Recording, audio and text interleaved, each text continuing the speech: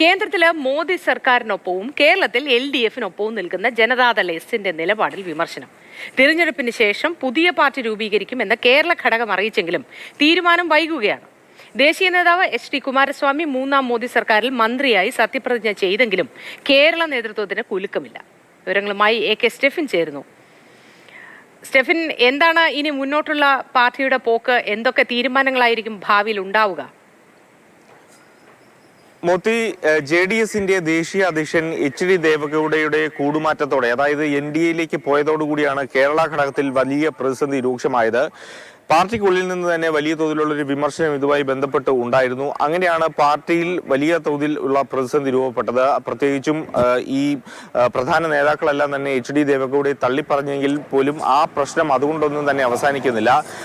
ആ JDS-ന്റെ പേരും അതോടൊപ്പം തന്നെ ജനതാദൾ എസ് എന്ന പേരും ആ പാർട്ടിയുടെ ചിഹ്നവുമാണ് ഇപ്പോഴും കേരള ഘടകം ഉപയോഗിക്കുന്നത്. അതുകൊണ്ട് തന്നെ വലിയൊരു വിമർശനം പ്രതിപക്ഷത്തിന്റെ നിന്നടക്കം അതോടൊപ്പം തന്നെ ഇടതുമുന്നണിയിൽ നിന്നടക്കം ഈ ഒരു വിമർശനം ഇവർക്ക് നേരിടേണ്ട ഒരു അവസ്ഥയുണ്ട്. അങ്ങനെയാണ് ഒരു പുതിയ പാർട്ടി രൂപീകരണത്തിലേക്ക് കടക്കാൻ, അല്ലെങ്കിൽ ഏതെങ്കിലും തരത്തിലുള്ള ഒരു ലയന സാധ്യതയിലൂടെ ഈ പ്രശ്നം പരിഹരിക്കാനുള്ളൊരു തീരുമാനത്തിലേക്ക് മുൻപ് ഇത്തരത്തിൽ സംസ്ഥാന കമ്മിറ്റിയൊക്കെ കൂടി തന്നെ ഈ JDS തീരുമാനിച്ചത്. എന്നാൽ തിരഞ്ഞെടുപ്പിന് ശേഷം അത്തരത്തിലുള്ള തീരുമാനം ഉണ്ടാകുമെന്നുള്ളതായിരുന്നു അറിയിച്ചത്.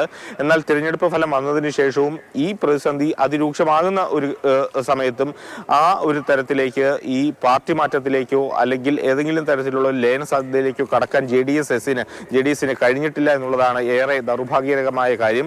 ഇപ്പോഴും ഒരു പുതിയ പാർട്ടി രൂപീകരണം തന്നെയാണ് ഇവർക്ക് മുന്നിലുള്ള ഏറ്റവും പ്രധാനപ്പെട്ട കാര്യം.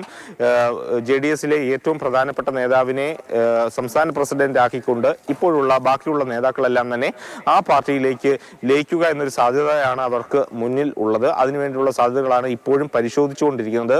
പക്ഷേ ഇപ്പോൾ HD കുമാരസ്വാമി കേന്ദ്രമന്ത്രിയായി സത്യപ്രതിജ്ഞ ചെയ്തിട്ടും യാതൊരു കുലക്കവും കേരള നേതൃത്വത്തിന് ഇല്ല എന്നുള്ളതാണ് മറ്റൊരു ദൗർഭാഗ്യകരമായ കാര്യം. ഏതായാലും ഉടൻ തന്നെ ഇത്തരത്തിൽ സംസ്ഥാന കമ്മിറ്റിയൊക്കെ കൂടി ഈ പുതിയ പാർട്ടി രൂപീകരണത്തിലേക്കോ ഈ പ്രതിസന്ധി അവസാനിപ്പിക്കുന്നതിന് വേണ്ടിയുള്ള ഒരു നീക്കത്തിലേക്കോ JDS കടക്കുമെന്നുള്ളതാണ് പ്രതീക്ഷിക്കുന്നത്.